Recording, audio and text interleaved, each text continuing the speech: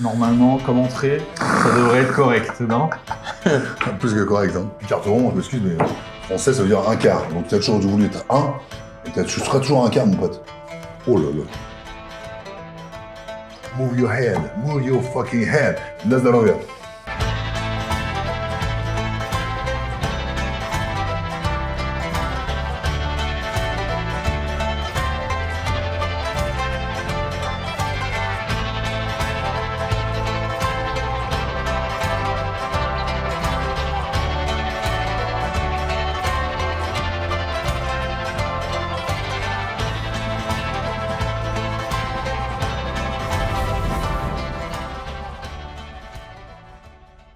Avant de commencer cette vidéo, je voudrais vous présenter mon nouveau salon qui va être également le nouveau décor de la chaîne que vous verrez pour les repas de seniors mais aussi pour toutes les vidéos tournées en intérieur.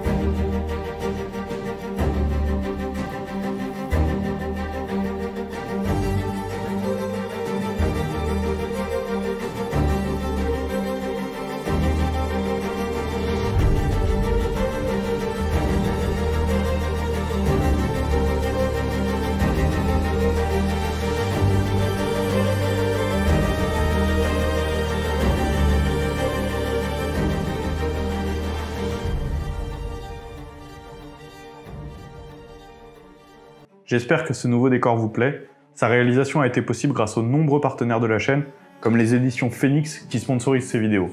Au travers de grandes œuvres littéraires, redécouvrez la grandeur de l'histoire de France. Les éditions Phoenix possèdent déjà 3 livres dans leur catalogue. Napoléon et l'histoire de France de Jacques Bainville, d'ores et déjà des références, et Clovis de Godefroy Kurt, actuellement en précommande. Ce livre relate la vie épique de l'illustre roi des Francs. Tous ces ouvrages sont en vente en format royal, avec couverture cartonnée et dorure. De très beaux produits, parfaits pour un cadeau. Les éditions Phoenix sont une entreprise française. Tous les produits sont fabriqués en France et soutiennent l'économie locale. 50% des bénéfices sont reversés à une fondation qui œuvre pour la conservation de notre patrimoine national, afin qu'il devienne opportunité d'emploi, de découverte, d'éducation et de lien. Tous ces ouvrages sont à commander sur édition-phoenix.fr et utilisez mon code BENCHI3 pour obtenir 5% de réduction sur tout le catalogue. La livraison mondiale relais est gratuite, alors n'hésitez pas, car en les soutenant, vous nous soutenez aussi. Salut les gars, bienvenue dans ce nouveau repas de senior. Aujourd'hui, je reçois Jérôme Le Banner. Jérôme, merci vraiment d'être là, c'est un honneur de te recevoir. Un senior du pied-point. Franchement, c'est inespéré de t'avoir ici. Bah écoute, tout le plaisir est pour moi. On t'a préparé du lourd. Du lourd, honnêtement, ouais. Toi, t'as l'habitude d'être en face de poids lourd. Là, quand même, là, on est... T'es chez un poids lourd de la cuisine, on va dire. D'accord, ok. Bon, et si je finis pas mon assiette, j'ai un gage, c'est ça? Non, bah non, après, pas encore. on est tolérant, tu vois, mais il y a en tout cas un niveau de la qualité et de la quantité, c'est au rendez-vous. C'est bon? Oh, ouais. Yes, let's go, let's Bah, go, écoute, let's vas-y. go, let's go. On a un beau magnum de bonne lulune, tu vois, donc un joli rouge qui va bien aller avec ce qu'on t'a préparé après. Je te Let's go. sers. Allez. Alors, ça nous est offert par Vinomancy, les gens connaissent, c'est un caviste avec lequel je travaille, Ouais. et qui a ouvert son site internet maintenant, parce qu'avant, tout le monde me demandait comment il pouvait commander chez Vinomancy. Ben là, il fait la livraison, donc Bon. que ce soit les digestifs, on verra ça à la fin du repas, ou le vin, les gens peuvent commander. Bon, Allez. à la tienne, et merci, hein, franchement, Merci. c'est un honneur. Ouais, ok, c'est bon. On va commencer avec l'entrée. Allez.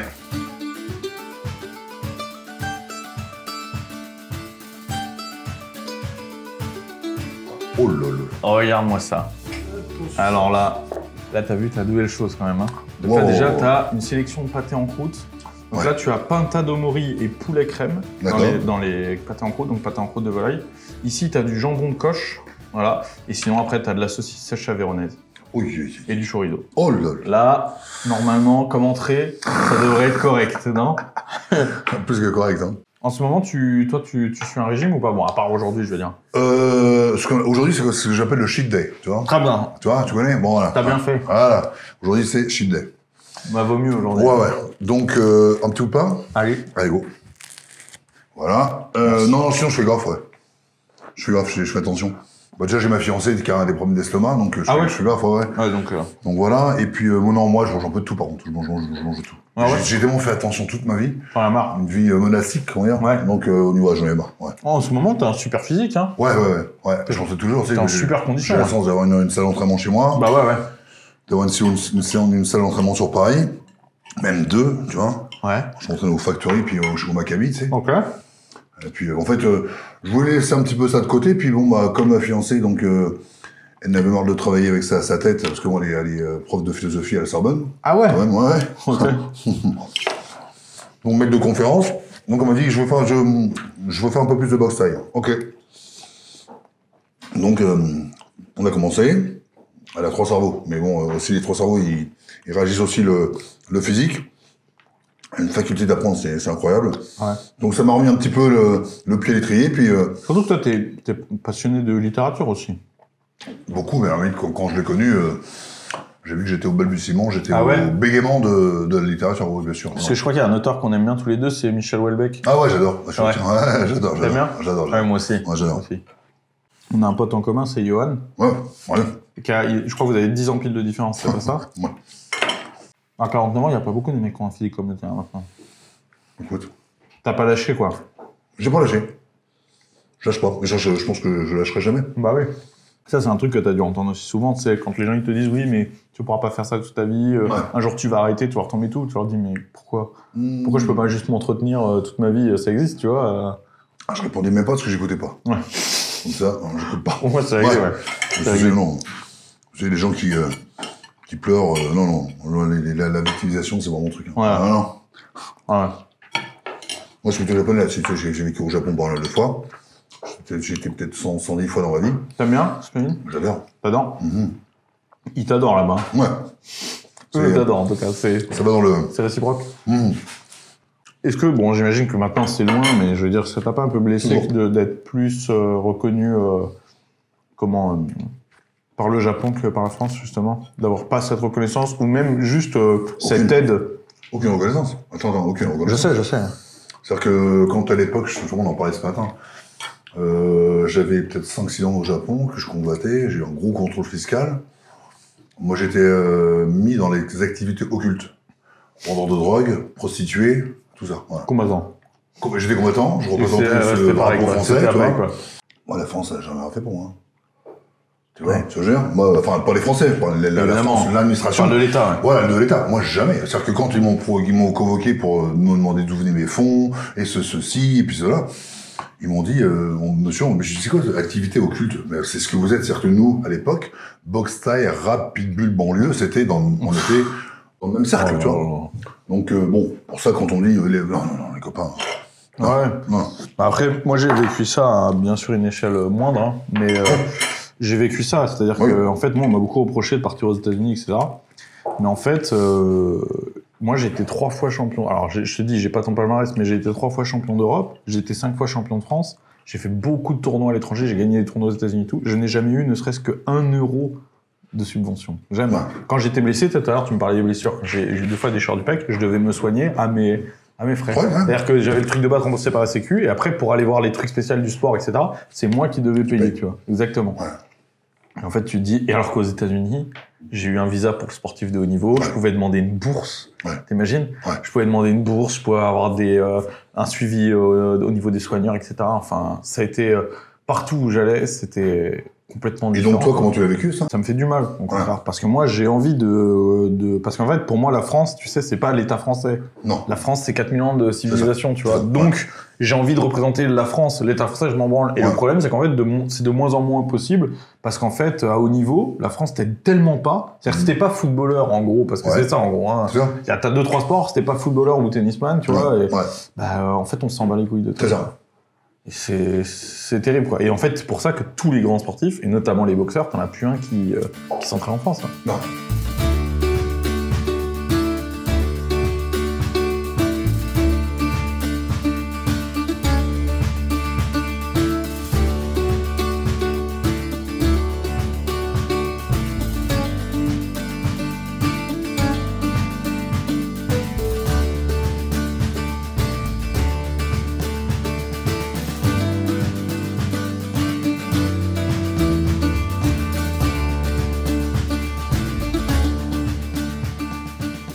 En vrai, toi, c'est un peu le hasard qui t'a amené à la boxe pied-point. Tu voulais faire du Jet Kundo, c'est pas ça? Ouais. Alors, à la base, j'étais un enfant très speed. Mais pareil, ouais. Ouais. À 6 ans, je pense que ouais, parce que je voulais être le premier à aller en récréation, parce que moi j'avais un truc, c'était de donner à manger aux souris, aux fourmis. Ah ouais. J'ai toujours des petites pochettes de sucre, puis genre donnais à manger, parce que j'aimais les voir, c'est cette vie en dessous de la terre, moi ça me fascine. Ouais, c'est intéressant. Ouais. 6 ans. Donc dès que ça sonnait, je courais le couloir, puis un jour, j'ai poussé ma... Maîtresse? Pas ma maîtresse, une fille, puis elle s'est ouvert la bouche et tout. Bon. Ah oui. Et là, on m'a appelé Monsieur 100 000 volts. Et on m'a dit, il faut qu'il fasse quelque chose. Donc, on m'a mis au judo. J'ai fait judo parce que on m'a imposé. Bon, voilà. À 14 ans, j'ai voulu faire le karaté. Enfin, je voulais faire la boxe. Comme mon père. Ma mère n'a pas voulu. J'avais comme cet esprit guerrier. Mais pas guerrier contre les gens. Moi-même, tu vois.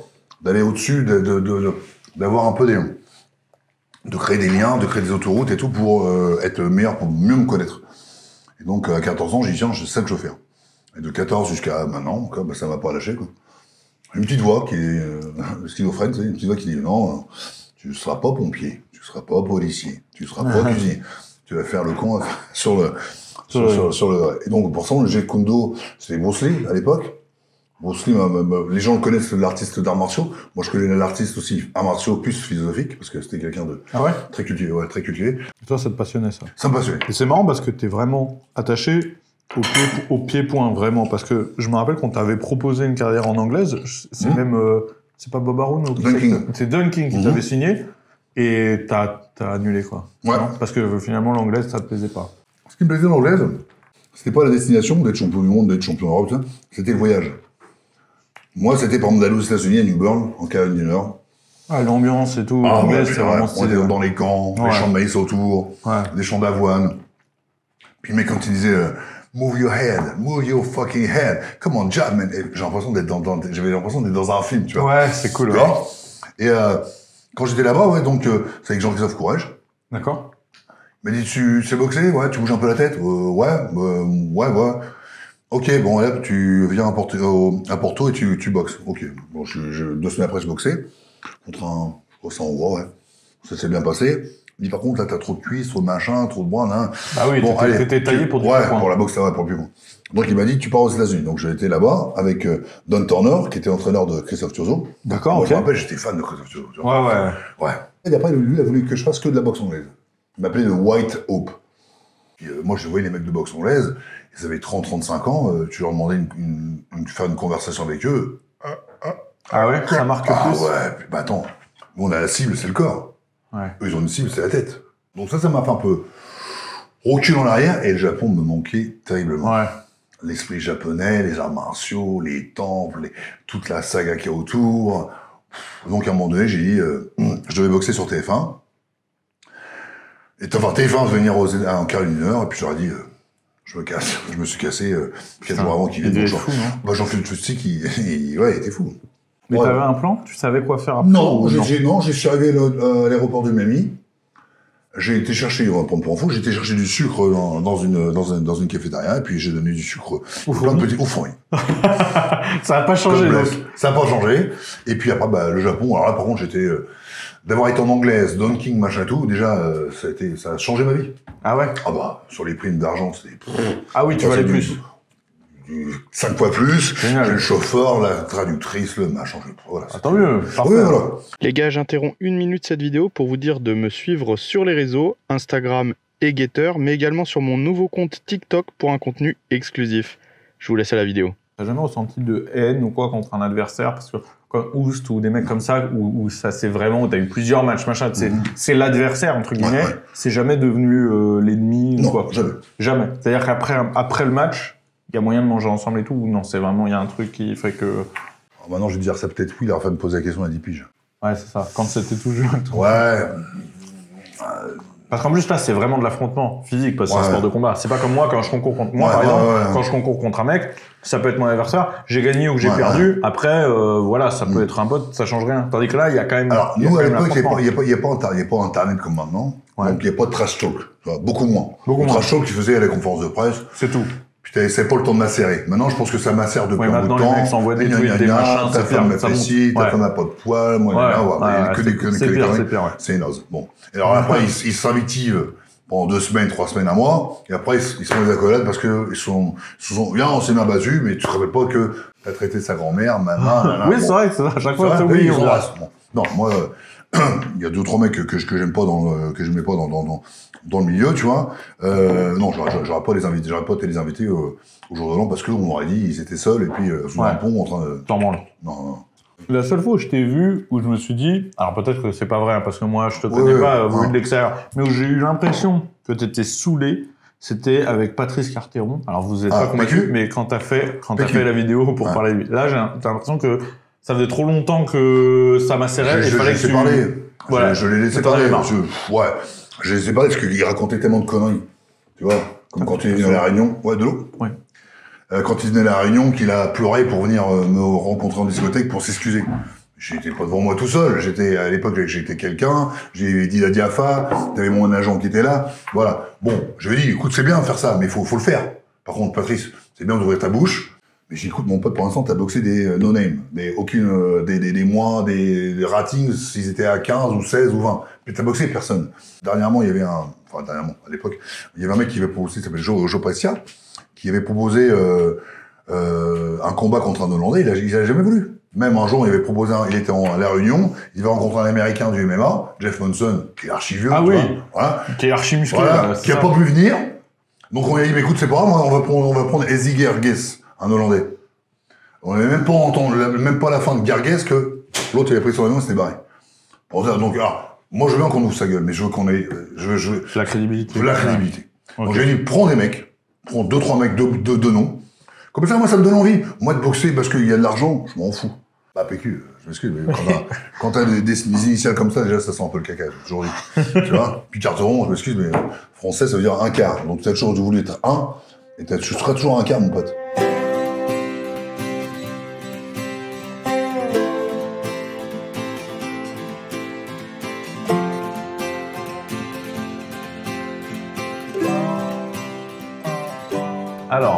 Alors, on se préparer.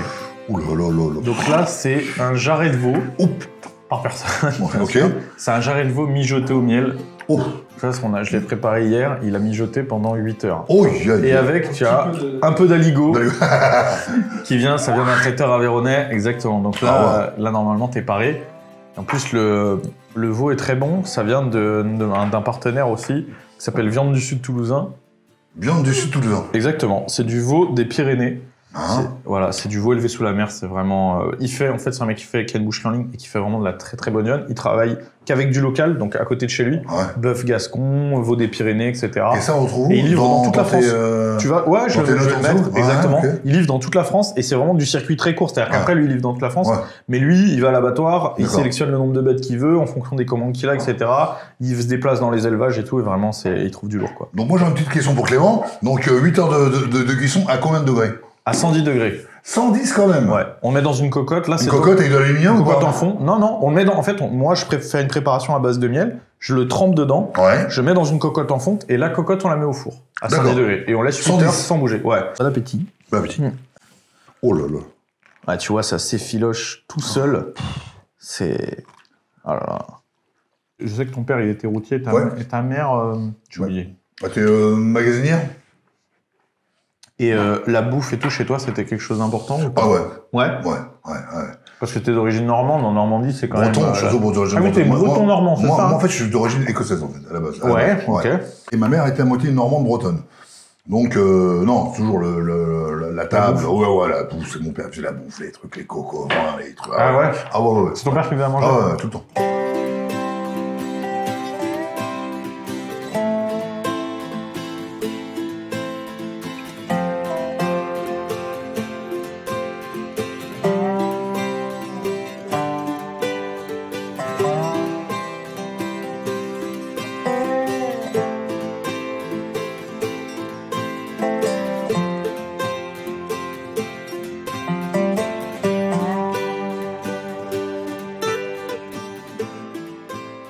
Vu que t'es resté combattant depuis l'époque jusqu'à aujourd'hui, qui est encore combattant, t'as vécu la transition réseaux sociaux, etc. Tu vois. Parce que moi, je l'ai vécu. Bon, je suis plus jeune, mais je l'ai vécu. Tu as quel âge? J'ai 28 ans. D'accord. Moi, je l'ai vécu dans le sens où, quand j'étais jeune, etc., bah, il y avait pas les réseaux sociaux, puis quand j'ai grandi, c'est arrivé. Transition, ce que tu l'as. Voilà, il y avait ça. Mais j'ai pas vécu en tant que sportif, tu vois. C'est-à-dire, quand je suis arrivé dans le sport de haut niveau, il y avait déjà. Fallait déjà que tu te fasses un compte Instagram si tu voulais un sponsor, quoi. C'était c'était obligatoire, en tout cas.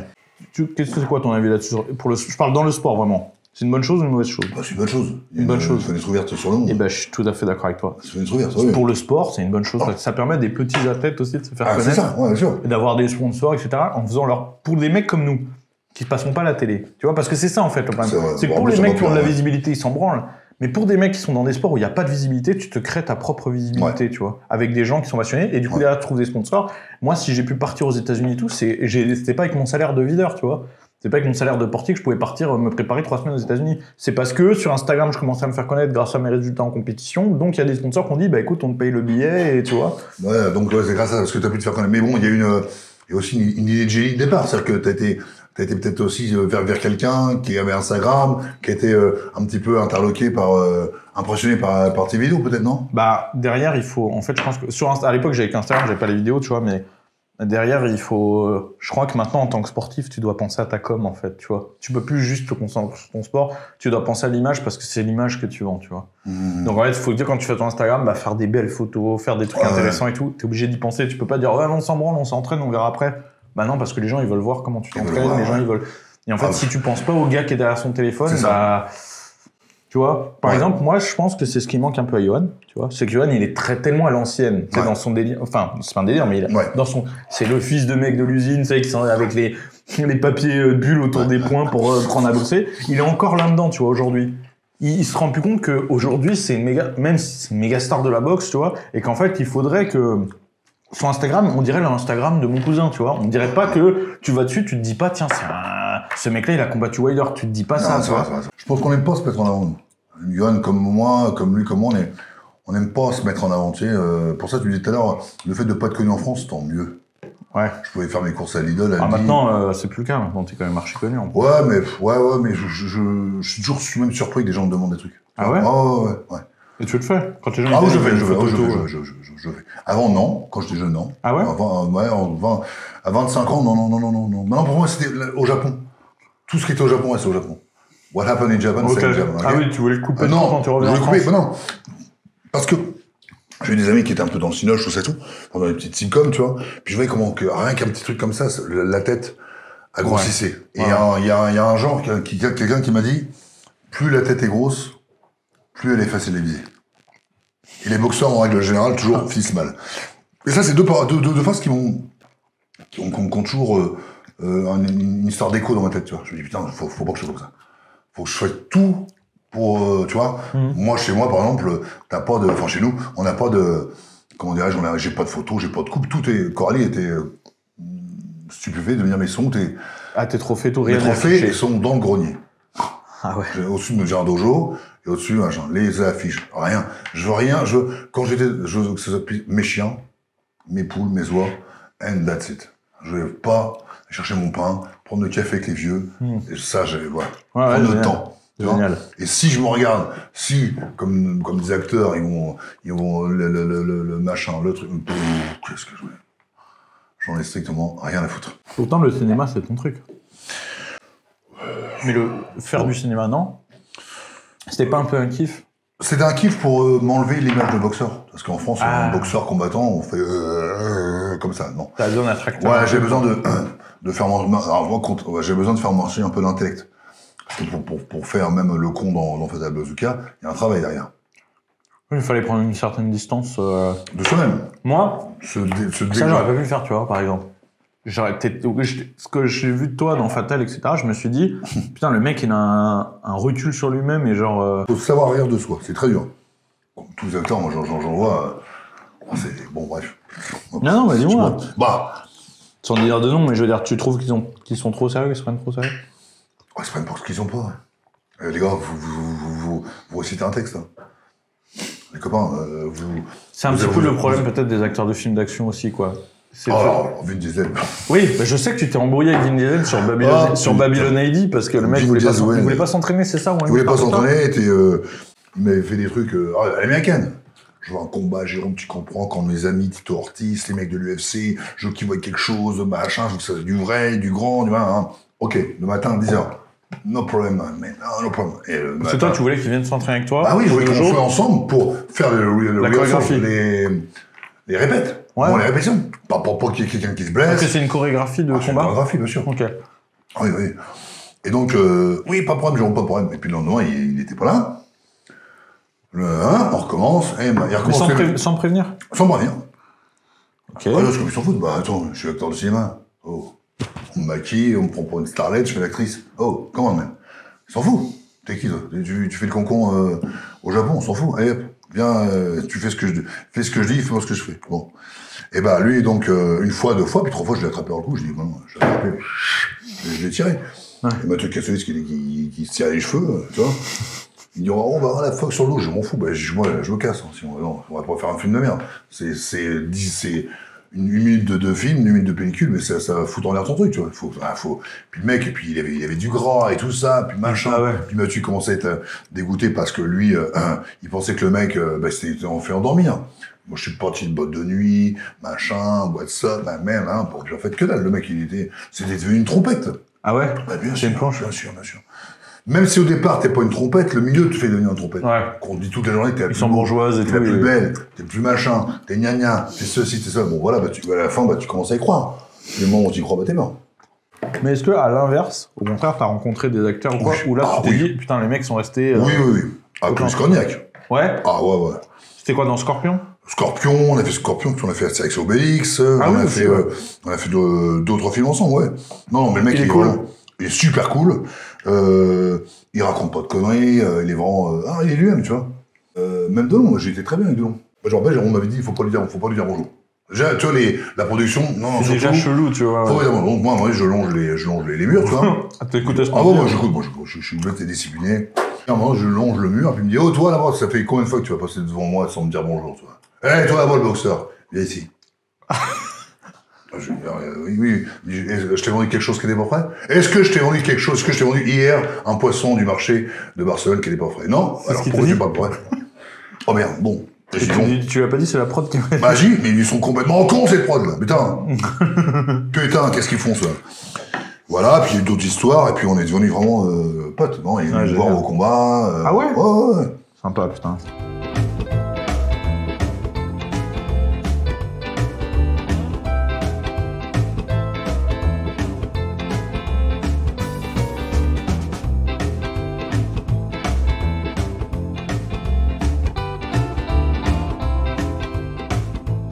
T'as fait une pause à un moment, non? T'as fait plusieurs années sans combat, non? Non, pas plusieurs années. Le plus que j'ai fait, c'est quand j'ai eu le bras cassé, c'est 1 an, 1 an et demi. Ah, quand même, je mec là. Non. Ah ouais, après le K1. Ouais. D'ailleurs, c'est ce qui t'a valu le surnom là, du roi sans couronne, cette histoire. Ouais. Ça te plaît quand on t'appelle comme ça, ou c'est un petit peu... Aujourd'hui, il n'y a pas de regret, j'imagine? Aucun regret. Aucun regret. Donc finalement, c'est un petit... De ce que j'ai fait dans toute ma vie, dans le sport surtout, aucun regret. Non. Le roi sans couronne, si tu veux, quand j'étais pendant 1 an et demi éloigné du Japon, quand j'y suis retourné, j'ai vu une déferlante, quelque chose, pas par les fans, c'était incroyable, mais c'était pire. Parce que pour eux, j'ai fait voir les valeurs martiales du sport, des arts martiaux. Ouais. D'être touché, d'être brisé, de se relever. Donc ça, pour eux, c'était waouh. C'est vraiment le code du Bushido. Ton bras, t'as mis longtemps à t'en remettre? 1 an et demi avant de recombattre. Et chaque fois que j'avais 25 vis dans l'avant-bras. Et chaque fois que je prenais un middle kick, là, un coup de pied là, ça me résonnait dans le cerveau. Donc oui, après, je me suis, j'en parlais beaucoup à l'entraînement. J'ai renforcé un peu. Et puis après, let's go, quoi. J'explique vite fait pour les gens, parce que peut-être qu'il y en a qui sont pas au courant. En gros, ce qui s'est passé, c'est que t'as été à la plus haute marche de compétition du K1. C'est ça, 3 combats dans une soirée. En finale, en gros, pour le titre, t'as perdu à cause de ton avant-bras qui s'est brisé en 3 morceaux, donc c'est ça. Ouais. Voilà. Et au début, t'as essayé de continuer à combattre, hein, Ouais. je me souviens, mais bon, j'imagine que la douleur, elle doit être tellement énorme qu'à un moment, c'est pas Bah, c'est possible, clair. quoi. Surtout quand tu continues à prendre des Voilà. coups dedans, quoi. En plus, là où j'aurais fait l'erreur, c'était de changer de garde. Mais bon, ça. Oui, parce que toi, tu combats bras fort en avant. Bras fort en avant de Jet Kondo. C'est le truc, Ouais, mais ouais. encore aujourd'hui? Encore aujourd'hui. Maintenant, si je devais apprendre à quelqu'un, moi, je vais pas donner les tactiques, mais on travaille différemment. Avec ma fiancée, là, j'avais travaillé de tous les côtés. Ouais. Mais toi, pour toi, tu travailles encore bras fort en avant. Toujours bras fort en avant, toujours. Ouais, moi, je me rappelle de cette. À l'époque, il y avait. Quand j'ai grandi, il y avait le K1, il y avait le Pride. Ouais, pareil. Il y avait tous ces trucs-là avec ces noms. C'était pas aussi. C'était pas comme aujourd'hui avec l'UFC et tout. Aujourd'hui et tout. Puis les autres, c'est tous des stars, tout le monde regarde ça et tout. Moi, à l'époque, regarder le Pride. Je parlais du Pride à l'école, personne ne connaissait. Ouais. Tu vois, c'était vraiment un truc de mec qui voulait voir de la baston, quoi. Crocop, c'était. Il était connu vraiment par les puristes, quoi, C'est ça. tu vois. C'était. Bah, moi aussi, un peu, quelque part. Mais bien sûr, Ouais. c'est ça. Ouais. Exactement, ouais, exactement. Et maintenant, c'est vite que. C'est une moi, autre époque. Je dis maintenant, c'est un peu la loi du micro-ondes, c'est vite rentré, vite sorti. Ah ouais. Moi, chaud.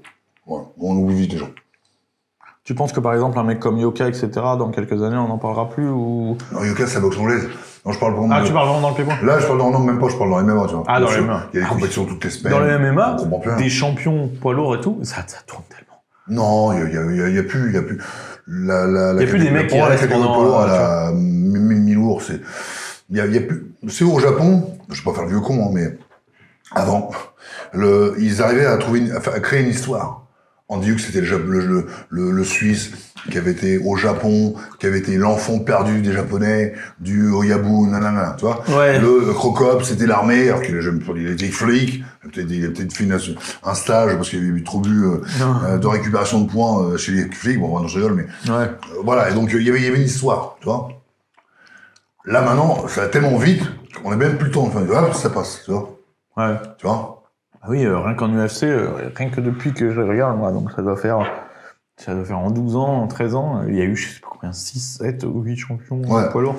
Ouais. Enfin, c'était fou. Bah, quoi. bon, c'est vrai que c'est aussi. Un ça mec, que- aujourd'hui, tu dis Cain Velasquez aux gens, personne sait qui c'est. Non. Alors que le mec, c'était champion du monde du UFC, quoi. Enfin, Ouais. c'était le champion du monde Ouais. poids lourd, tu vois. Mhm. Brock Lesnar et tout, oublié, ça y est, tu vois. C'est vrai, comme tu dis, c'est fou, quoi. Je veux dire, aujourd'hui, quand dans l'anglaise, tu dis Klitschko, tout le monde sait Ah bah. pas qui c'est, quoi. Je Ouais. veux dire, tu vois, personne va dire Donc Klitschko. Yoka, je non. pense que non. Yoka, il aura toujours Ouais. sa visible, bien sûr. Ouais, l'anglaise, c'est pas pareil. Mhm. Ouais. Ouais. Est-ce que c'est resté peut-être plus old school, hein? C'est C'est dur. le noble art, tu vois, c'est peut-être resté plus à l'ancienne, C'est non? dur. C'est plus dur, l'anglaise. Ouais. Tu vas pas te prendre des coups dans la gueule. T'as une cible, c'est la tête. Là, c'est pas le foot, hein, c'est pas dans le ballon. Hein. Là, on tape dans une Pour tête. ça, l'anglaise, c'est le plus dur. Ah, c'est plus dur. C'est plus dur que le MMA. Plus dur, bien sûr. Bien sûr. Au niveau intégrité physique, je parle. Hein. Ouais.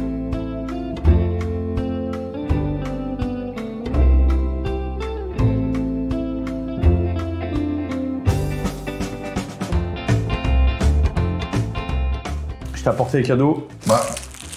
Ah, moi aussi. Ah oui?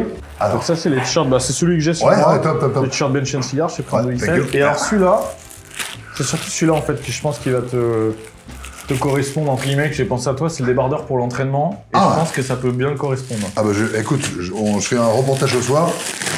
Regarde le visuel, Oui. je pense que ça peut te parler, tu vois. J'ai vu tout à l'heure, vite fait. Ouais, good. Vieille école, c'est Ah, c'est ouais, toi c'est ça. ça, c'est old school. C'est la Ah, bah, vieille attends, école. je vais te dire, je fais un reportage dans une salle avec mon pot. C'est vrai? Ah ouais, avec Fred Monton. ouais. Sympa. Et moi, Sympa. je t'ai offert. Je vais te mettre la Disponible box. sur la boutique Bench and Cigars, je le dis. Et alors ça, c'est ta marque, c'est ça? Ouais, c'est un banjo. Génial. Sympa, putain. Donc là, ce soir, lui. Vous faites des fringues aussi, je crois. Ouais. Je mettrai pareil le Oui. lien de la boutique. Ça s'appelle Bancho. Banjo, ouais. Qu'est-ce que ça veut dire? C'est un truc Banjo, japonais? c'est-à-dire le boss en japonais, c'était mon surnom. Ah ouais? Ah, c'était ton surnom Ouais, au Japon? Banjo Bana. Génial. Je les regarde dans Ouais. Je regarde comment ils sont. Et donc, c'est aussi le prénom de mon chien, Oshvarka, qui est Ah chien ouais? russe.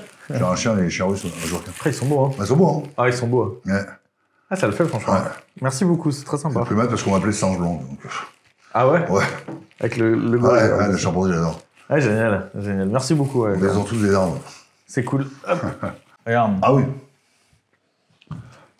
C'est beau ça ou pas? Oui, aïe, aïe, aïe, aïe, aïe, aïe, aïe, aïe, aïe. Donc là, c'est tout fromage de chèvre, sauf ici où t'as de la brebis. Voilà. Le brooch. Et voilà.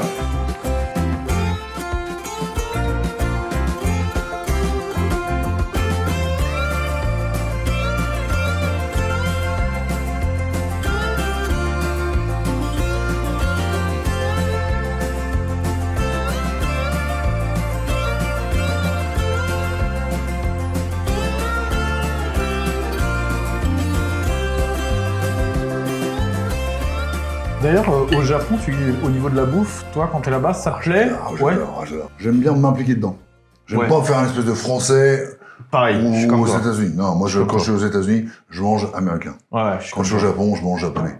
Quand je suis en Corse, je mange la bouffe de mousse mon beau-père. Voilà. C'est comme ça que ça se passe. Ok, ouais. Ouais. Non, bah ouais, moi c'est pareil. Là, je reviens des pays de l'Est, j'étais en Russie. Ah. Puis j'étais à 200 km au nord de Moscou, dans l'oblast de Tver. Donc j'étais vraiment chez un trappeur, tu vois, qui vit au bord de la forêt et tout, de la taïga, donc ça avec les chaussons traditionnels. On a mangé du cœur d'élan, de la langue d'élan et tout. Vraiment, tu vois, la bouffe locale. Ouais, ça c'est cool. Et au Japon, c'est quoi que tu manges alors? Parce que moi, j'ai jamais été en Asie. Donc je connais rien de le Japon. Non, c'est très, comment dirais-je, c'est de l'orfèvre. Ah ouais, c'est très fin. C'est tout. Et en fait, c'est médicament, enfin, c'est pharmaceutiquement parlant, c'est comme si tu prenais des bons cachets, des choses pour te soigner, voilà. Ah oui, ils font attention. Oh là là, tout est fait pour. Sain. Ouais. Du chou qui va être mariné, du tofu lacto-fermenté, des graines avec le sésame, le poisson mais grillé à point de cuisson, le riz, je t'en mets même pas, des ramen, des nouilles. Oh, mais tout est bon. Tu vas dans n'importe quelle supérette. Oui, c'est super varié. Pour moi, c'est une des plus grandes cuisines au monde parce que c'est très très fin. Et tu vas même dans les supérettes, comme nous on dirait un petit cop, une connerie, tu vois. Tout est bon, mais tout est bon. Trucs, tu trouves que des bons trucs. Quoi. Alors regarde, c'est une tarte normande. Donc c'est mon beau-père qui l'a fait parce qu'il est pâtissier. Ah ouais. C'est un appareil à quiche avec des pommes. Ah ouais. Ah ouais. Alors pour accompagner ça, j'ai amené, regarde, un petit calva fini en fût de pommeau. Et donc c'est très très bon. C'est pareil, c'est une Nancy.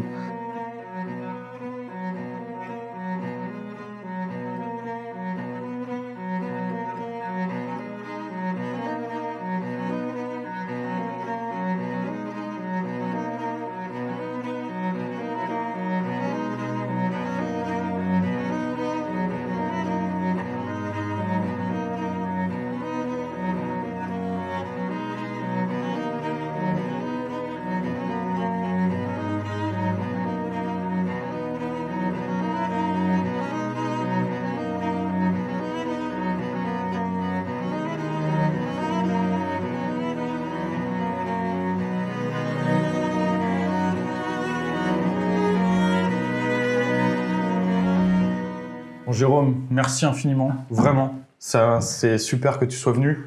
C'est un honneur. Et puis j'espère qu'on va pouvoir se revoir un de ces quatre, pourquoi pas un combat de Johan, ou à ton prochain combat du coup. Ouais, pourquoi pas, Parce que moi ça me ferait vraiment très plaisir de venir te voir, d'être près du ring et tout. Je vais t'inviter, toi et ton équipe, à la démonstration de Bercy de Kemily Corali. Carrément, super. Moi, et puis super, Et puis même, tu sais, un de ces quatre, tu sais, moi j'aime bien montrer personnalité. Si un jour tu veux qu'on fasse un petit reportage sur Coralie, on la voit au vestiaire, les entraînements, ça pourrait être super cool.